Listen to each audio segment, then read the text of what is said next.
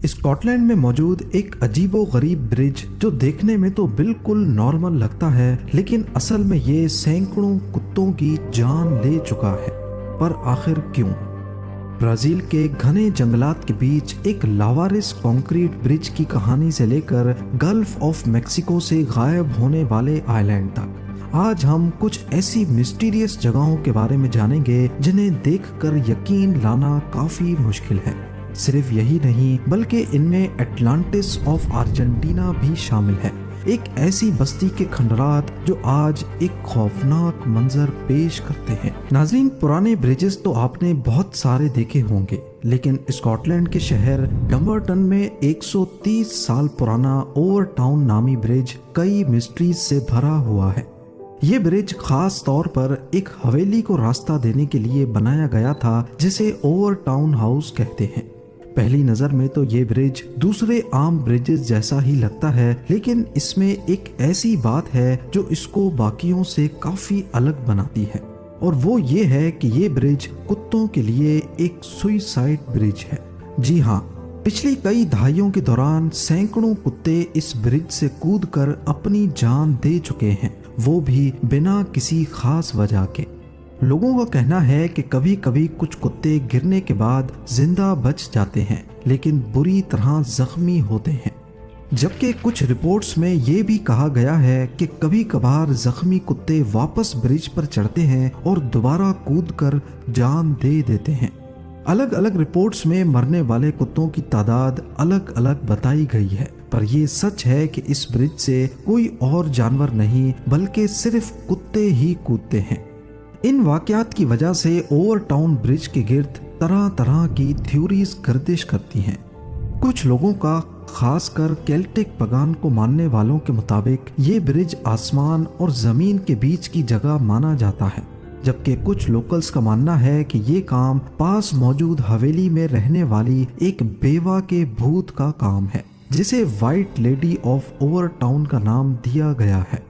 एक और मशहूर थ्योरी ये है कि 1994 में एक पागल बाप ने इसी ब्रिज से अपने छोटे बच्चे को फेंक दिया था, और इसी हादसे की नेगेटिव एनर्जी कुत्तों को ऐसा करने पर मजबूर करती है। इन सब अजीबो गरीब थ्योरीज के अलावा कुछ रिसर्चर्स ने ज्यादा समझ आने वाली वजह भी बताई है। 2006 में animal behaviour expert David Sands ने इस ब्रिज की जांच की। उन्होंने नोटिस किया कि ब्रिज के नीचे जंगल में छोटे जानवर, खासकर मिंक्स की तादाद बहुत ज्यादा है। डेविड सैंड्स ने बताया कि शायद कुत्ते अपनी तेज सेंस ऑफ स्मेल से ब्रिज के नीचे मौजूद जंगली जानवरों को महसूस करते हैं और उनका पीछा करते करते नीचे कूद जाते हैं। एक्सपर्ट्स ने यह भी बताया है कि इस ब्रिज का डिजाइन और उसकी लोकेशन कुछ ऐसी है कि जब कुत्ते इसकी दीवार के ऊपर चढ़ते हैं तो उन्हें ऐसा लगता है कि जैसे नीचे खाई नहीं, बल्कि फ्लैट सरफेस अभी तक कंटिन्यू है। पर यह थ्योरी भी अभी तक सही से इस्टेब्लिश नहीं हो पाई, क्योंकि इसके सच्चे होने का कोई ठोस सबूत अभी तक नहीं मिला। पिछले कई सालों से ओवर टाउन ब्रिज का ये मामला अभी तक एक मिस्ट्री बना हुआ है। कोई नहीं जानता कि सिर्फ कुत्ते ही यहाँ से क्यों कूदते हैं। अगर आप गल्फ ऑफ मेक्सिको के किसी भी पुराने मैप को उठाकर देखेंगे जो 16th और 17th सेंचुरी में स्पेनिश एक्सप्लोरर्स ने बनाया था, तो उसमें आपको युकाटन पेनिनसुला के नॉर्थ में एक छोटा सा आइलैंड नजर आएगा, जिसे बर्मिहा का नाम दिया गया था। बेशक उस वक्त मैप्स में इसकी लोकेशन थोड़ी बहुत आगे पीछे हो सकती है, लेकिन कम से कम हर मैप में ये आइलैंड जाहिर जरूर होता था। इस आइलैंड को पहली बार Spanish cartographer Alonso de Santa Cruz ने 1539 में गल्फ ऑफ मेक्सिको की ऑफिशियल आइलैंड्स की लिस्ट में शामिल किया था, लेकिन लेट 90s में गल्फ ऑफ मेक्सिको में काफ़ी ऑयल निकलने लगा, तो अमेरिकन और मेक्सिकन गवर्नमेंट्स ने अपनी अपनी बाउंड्री सेट करना शुरू की, जिससे ये तय होगा कि कौन सी कंट्री के पास गल्फ ऑफ मेक्सिको में ऑयल ढूंढने की क्या लिमिट होगी। अब क्योंकि बर्मिहा आइलैंड युकाटन पेनिनसुला के करीब था, इसीलिए अगर मेक्सिको को ये आइलैंड मिल गया तो उनकी गल्फ ऑफ मेक्सिको में बाउंड्री बढ़ जाएगी। उस वक्त मेक्सिकन गवर्नमेंट ने 3 मर्तबा बर्मिहा आइलैंड को ढूंढने की कोशिश की, लेकिन मिस्टीरियसली उन्हें इस आइलैंड का कोई निशान तक नहीं मिला। मेक्सिकन नेवी का कहना था कि ऐसा मालूम होता है कि जैसे कोई आइलैंड यहाँ पर कभी था ही नहीं। बात शायद यहीं खत्म हो जाती, लेकिन उसके बाद एक वाकया हुआ जिसने लोगों को कुछ और सोचने पर मजबूर कर दिया। मेक्सिकन नेवी के बर्मिहा को ना ढूंढ पाने के 1 साल बाद एक मेक्सिकन सेनेटर जोस एंजेल सेलेरियो, जो मेक्सिको के तेल निकालने के इलाके को बढ़ाने और बर्मिहा आइलैंड के वजूद के सबसे बड़े हिमायतियों में से एक थे, मेक्सिकन हाईवे पर कार हादसे में मारे गए। उनकी मौत के बाद लोगों ने बातें बनाना शुरू कर दी कि अमेरिकन CIA ने इस आइलैंड को मल्टीपल ब्लास्ट करके गायब कर दिया है ताकि मेक्सिको के गल्फ में राइड्स कम हो जाएं। खैर, उसके बाद 2009 में एडवांस्ड टेक्नोलॉजी की मदद से दोबारा से आइलैंड को ढूंढने की कोशिश की गई, लेकिन ओशन फ्लोर पे रेत के सिवा और कुछ नहीं मिला।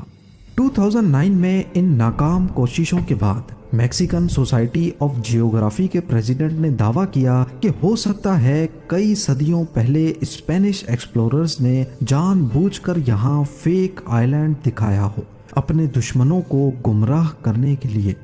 पर बर्मिहा आइलैंड वाकई कभी था ही नहीं, कोई कुदरती ताकत इसे गायब कर गई या फिर इसे वाकई यहाँ से जानबूझकर खत्म किया गया। ये सच आज तक एक मिस्ट्री बना हुआ है।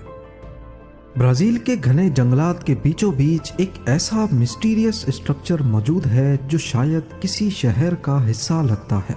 ये कंक्रीट का ढांचा 130 फीट से ज्यादा ऊंचा और 1000 फीट लंबा है। इसमें टनल्स, दीवारें और एक बहुत बड़ी कंक्रीट की फाउंडेशन मौजूद है, जिसे वक्त के साथ साथ जंगल धीरे धीरे निकलता जा रहा है। दूर से देखने पर ऐसा मालूम होता है जैसे किसी ने इस स्ट्रक्चर को शहर से उठाकर बिना किसी मकसद के साउथ अमेरिकन जंगल के बीच फेंक दिया हो। जंगल के बीच ऐसा स्ट्रक्चर काफी अजीब और मिस्टीरियस माहौल पैदा करता है, पर असल में ये स्ट्रक्चर करीब 50 साल पुराना है। ब्राजील में BR-101 हाईवे एक बहुत मशहूर और लंबा रास्ता है जिसकी लंबाई 3000 मील से भी ज्यादा है। इस हाईवे को बनाने का काम 1950s में शुरू हुआ था। 1960s में इस हाईवे के एक अहम हिस्से पर काम शुरू हुआ जिसका नाम वायरडक्ट पेट्रोब्रास था। इसका मकसद रियो डी जेनेरियो और साओ पाउलो के सेंटोस को जंगल से होते हुए जोड़ना था। 16 साल की लंबी मेहनत के बाद ये हिस्सा कंप्लीट होने के करीब ही था, लेकिन उसी वक्त ब्राजील में एक इकोनॉमिक क्राइसिस आ गया। हालात इतने खराब हो गए कि सरकार के पास इस वायरडक्ट पेट्रोब्रास को BR-101 से कनेक्ट करने के पैसे भी नहीं बचे। तब लास्ट मोमेंट पे प्लान्स चेंज किए गए और BR-101 को एक दूसरे कोस्टल हाईवे से जोड़ दिया गया और यूं ये वायरडक्ट पेट्रोब्रास अधूरा ही छोड़ दिया गया। तब से लेकर जंगल आहिस्ता आहिस्ता इस पर हावी होता जा रहा है और ये जगह अब सिर्फ टूरिस्ट के लिए एक अट्रैक्शन के तौर पे रह गई है। 1920s में अर्जेंटीना के शहर बुएनोस आयर्स से तकरीबन 400 मील दूर एक छोटा सा टूरिस्ट विलेज था जिसे विला एपिक्विन कहा जाता था। ये गांव लगुना एपिक्विन के किनारे पर था जो एक सॉल्ट लेक थी। ये लेक काफी मशहूर थी क्योंकि कहा जाता था कि इसके पानी में नहाने से स्किन और हड्डियों की कई बीमारियां खत्म हो जाती हैं। जल्द ही ये जगह अर्जेंटीना के अमीर लोगों के लिए एक वीकेंड गेटवे बन गई। इस गांव में एक रेलवे स्टेशन और 1500 लोगों की आबादी थी। अपने पीक वक्त पर यानी 1970s में यहाँ एक साथ 5000 लोग रुक सकते थे। विला एपिक्विन की इस शोहरत की वजह से इस पर बहुत पैसा भी लगाया गया। और कई होटल्स बनाए गए ताकि विजिटर्स को रात गुजारने में कोई मुश्किल ना हो सके। लेकिन ऐसा लगता था जैसे इस शहर को सॉल्ट लेक से अलग करने वाले डैम पर ज्यादा ध्यान नहीं दिया गया, और फिर वही हुआ जिसका डर था। 10 नवंबर 1985 को एक तूफान की वजह से वो डैम टूट गया और अगले 2 हफ्तों तक इस गांव में पानी मुसलसल भरता रहा। आखिरकार सभी लोगों को विला एपिक्वीन को छोड़कर जाना पड़ा। कुछ दिनों के बाद कंडीशन ये हो गई कि गांव और उसमें मौजूद घर 30 फीट पानी के अंदर चले गए। 25 सालों के बाद 2009 में जब पानी वापस उतरना शुरू हुआ तो नीचे मौजूद घरों का मलबा काफी खौफनाक मंजर पेश करने लगा। ऊपर से देखने पर इसकी असली गलियां और घर नजर आ सकते हैं जहां पर 1500 लोग रहते थे। जंगली झाड़ियां, जंग लगी इमारतें इस गांव को एक घोस्ट टाउन जैसा पेश करती हैं। आज विला एपिक्वीन दुनिया भर से फोटोग्राफर्स और टूरिस्ट को अपनी तरफ अट्रैक्ट करता है, जो इस मशहूर गांव के खंडरात देखने आते हैं। पानी में नमक की वजह से स्ट्रक्चर्स पर एक सफेद लेयर चढ़ी हुई है, जो इस खंडरात को और भी ज्यादा खौफनाक लुक देती है। विला एपिक्वीन के बारे में सबसे इंटरेस्टिंग बात यह है कि 25 साल तक पानी में डूबे रहने के बाद भी 2009 में जब पानी उतरा तो 81 इयर्स के पाब्लो नोवेक ने वापस आकर वहीं अपने टूटे फूटे घर में रहने का फैसला किया। शहर के 1500 लोगों में से वो अकेला था जो वापस लौट कर आया था। विला एपिक्वीन के अकेले रेजिडेंट के तौर पर पाब्लो को 2020 में शहर का कल्चरल एम्बेसडर बनाया गया, लेकिन अफसोस के साथ जनवरी 2024 में 93 इयर्स की एज में पाब्लो भी इस दुनिया को छोड़ गया। पाब्लो के जाते ही विला एपिक्वीन एक मर्तबा फिर मुकम्मल तौर पर गैर आबाद हो गया। कई दहाइयों पहले ये शहर टूरिस्ट की वजह से फेमस हुआ था और आज भी सिर्फ टूरिस्ट ही यहाँ आते हैं।